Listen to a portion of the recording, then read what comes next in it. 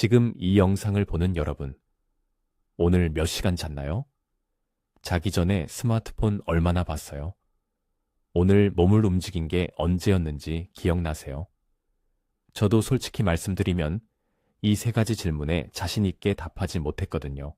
그런데 2026년 뇌과학자들이 딱 이 세 가지를 두고 지금 당장 바꾸지 않으면 뇌가 망가진다고 말합니다. 단순한 건강 충고가 아니에요. 뇌 안에서 실제로 일어나는 물리적 변화 얘기거든요. 7. 일 뒤인 3월 16일부터 22일까지 2026 세계 뇌주간 행사가 전국에서 열립니다. 한국뇌신경과학회와 한국뇌연구원이 공동 주최하고 참가비는 무료예요. 이 행사를 앞두고 뇌과학계가 가장 강하게 외치는 메시지, 오늘 이 영상에서 제대로 정리해 드릴게요. 이번 영상의 핵심은 세 가지 습관의 원리입니다. 수면, 운동, 스마트폰 사용. 이 세 가지가 뇌 안에서 어떤 메커니즘으로 작동하는지, 그리고 오늘 당장 어떻게 바꿀 수 있는지 구체적으로 말씀드릴게요.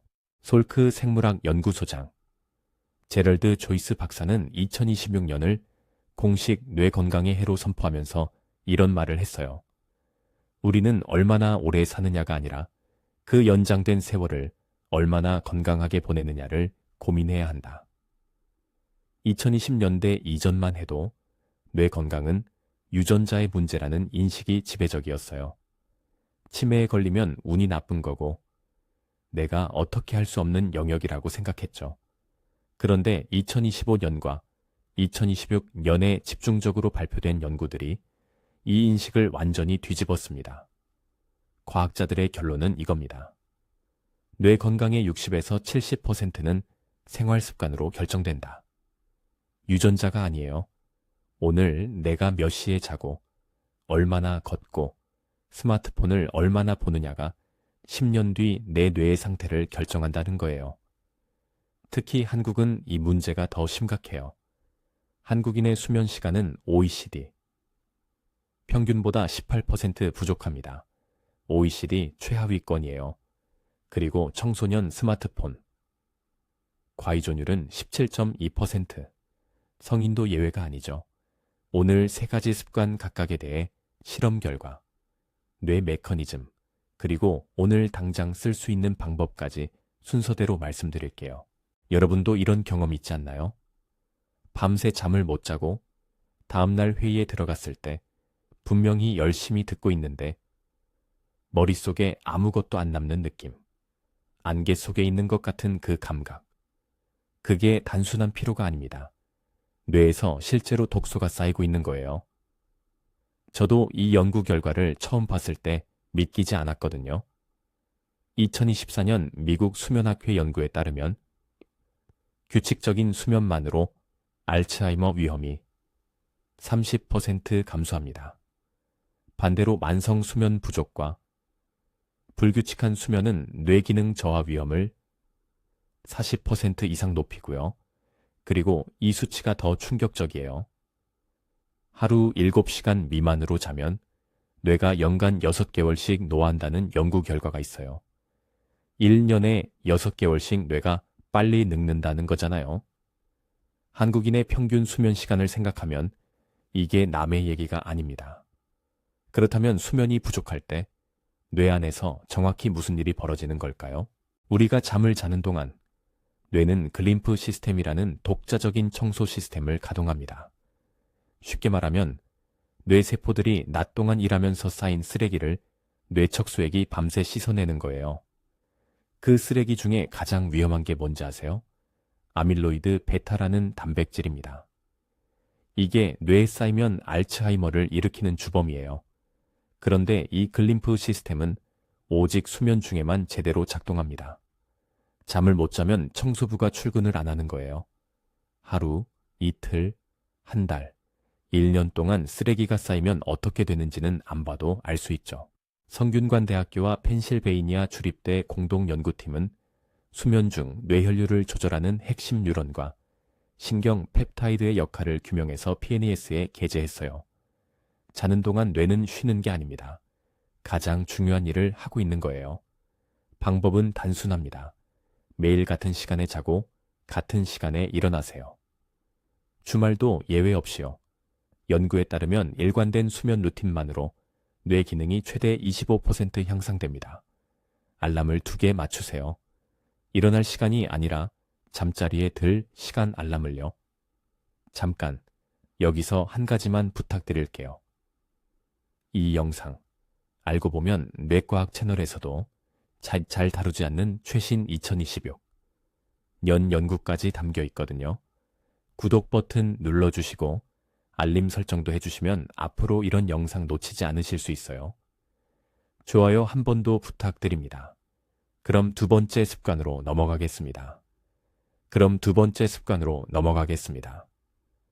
두 번째 습관으로 넘어가겠습니다.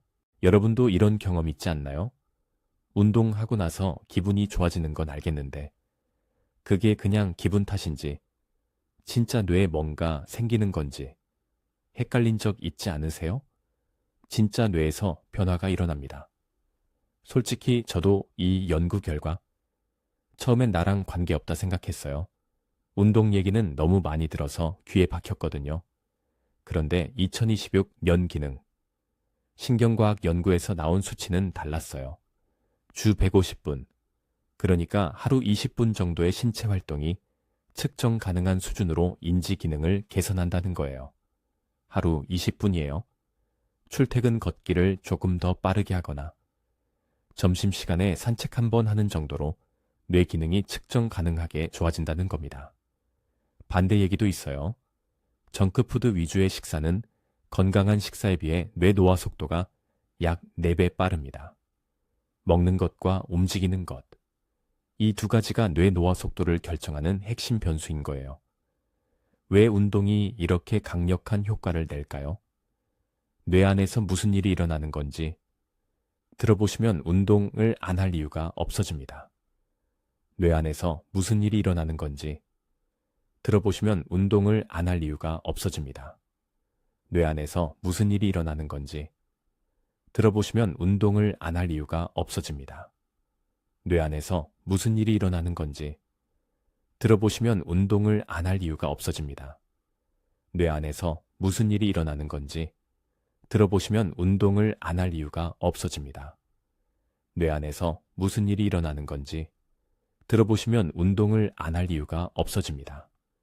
뇌 안에서 무슨 일이 일어나는 건지 들어보시면 운동을 안 할 이유가 없어집니다. 뇌 안에서 무슨 일이 일어나는 건지 들어보시면 운동을 안 할 이유가 없어집니다. 뇌 안에서 무슨 일이 일어나는 건지 들어보시면 운동을 안 할 이유가 없어집니다. 운동이 뇌에 좋다는 말, 사실 많이 들었잖아요. 그런데 정확히 어떤 경로로 좋은 건지 설명해 주는 경우는 드물더라고요. 핵심은 BDNF입니다. 뇌 유래 신경 영양인자예요. 쉽게 말하면 뇌세포를 자라게 하는 비료예요. 유산소 운동을 하면 BDNF 분비가 급격히 늘어납니다. 이 BDNF가 햄에 작용하면 새로운 뉴런이 생성되고 기존 신경 연결이 강화됩니다. 해마가 어디냐고요? 기억과 학습을 담당하는 뇌 영역이에요. 그러니까 운동을 하면 뇌가 새 세포를 만들고 기억력과 학습 능력이 실제로 좋아지는 거예요. 이걸 신경가소성이라고 합니다. 뇌가 변할 수 있다는 거예요. 나이와 상관없이요. 반대로 과당과 첨가당을 많이 먹으면 BDNF 생산이 감소합니다. 설탕이 뇌의 비료를 없애는 거예요. 그리고 하나 더. 유산소 운동만이 아닙니다. 근력 운동, 요가, 태극권 같은 다양한 형태의 신체 활동도 모두 신경가소성을 촉진한다는 연구 결과들이 있어요. 오늘 당장 이렇게 해보세요. 30분 이상 앉아 있었다면 지금 일어나서 5분만 빠르게 걸으세요. 엘리베이터 대신 계단을 쓰세요. 이 작은 선택이 뇌에 비료를 주는 행동입니다. 주 150분, 하루 20분. 이게 뇌과학자들이 말하는 최소 기준이에요. 여러분도 이런 경험 있지 않나요? 무언가를 하려고 폰을 들었는데 20분 후에 릴스를 보고 있는 자신을 발견하는 거요. 저도 이 편향에 빠진 적이 있어요. 아니, 솔직히 지금도 빠져 있고요. 현대인의 평균 집중 지속 시간이 얼마인지 아세요? 47초입니다.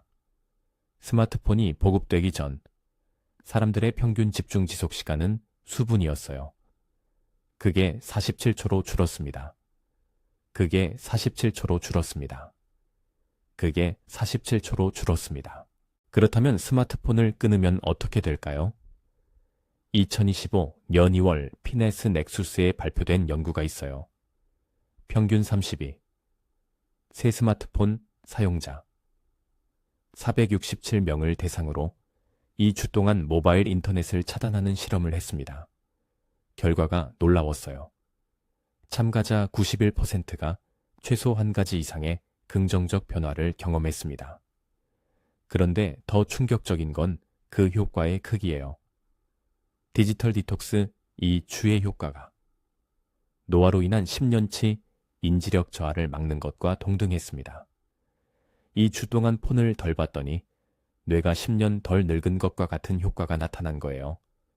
그리고 이 효과의 크기는 한구울제, 약물의 효과 크기보다 컸습니다. 한겨레가 보도한 이 연구 결과를 처음 읽었을 때 저도 잠시 멈칫했어요. 약보다 폰을 덜 보는 게 더 효과적이라는 얘기니까요. 약보다 폰을 덜 보는 게 더 효과적이라는 얘기니까요.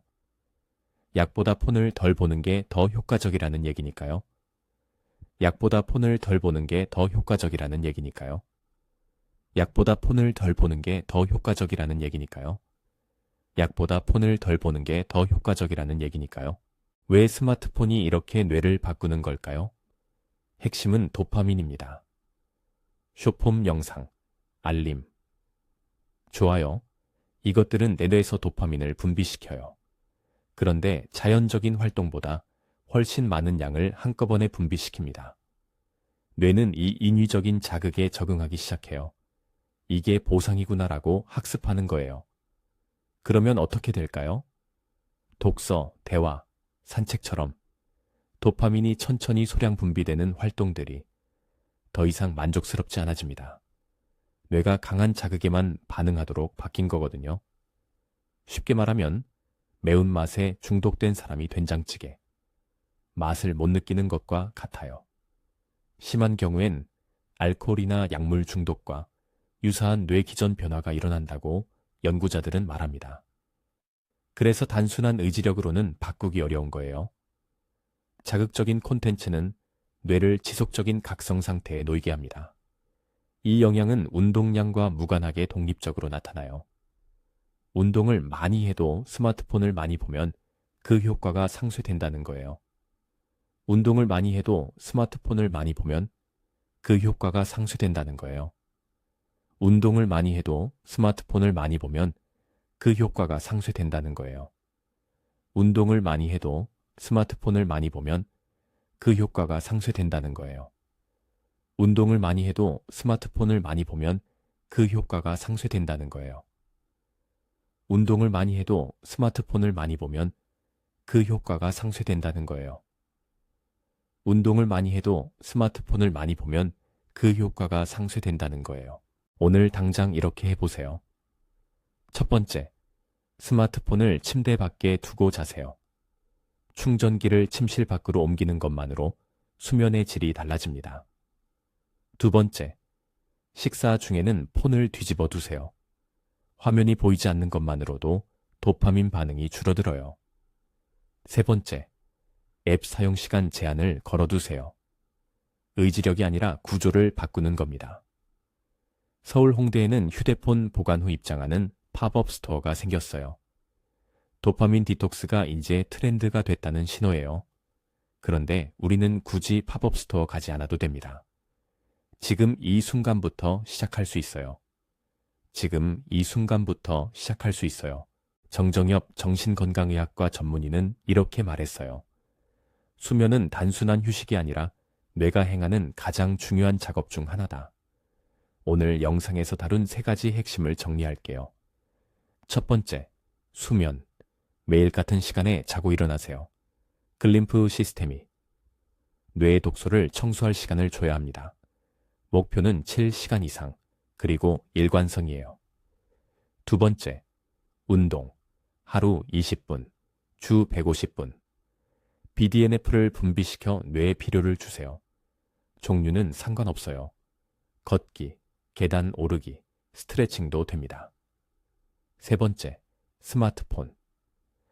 이 주 동안 사용 시간을 의식적으로 줄여보세요. 467명 대상 연구에서 91%가 변화를 경험했어요. 침대에서 폰 치우기부터 시작하세요. 2026년 뇌과학계의 메시지는 하나예요. 뇌 건강의 60에서 70%는 생활 습관으로 결정된다. 유전자를 바꿀 수는 없어요. 하지만 오늘 밤 몇 시에 잘지는 바꿀 수 있잖아요.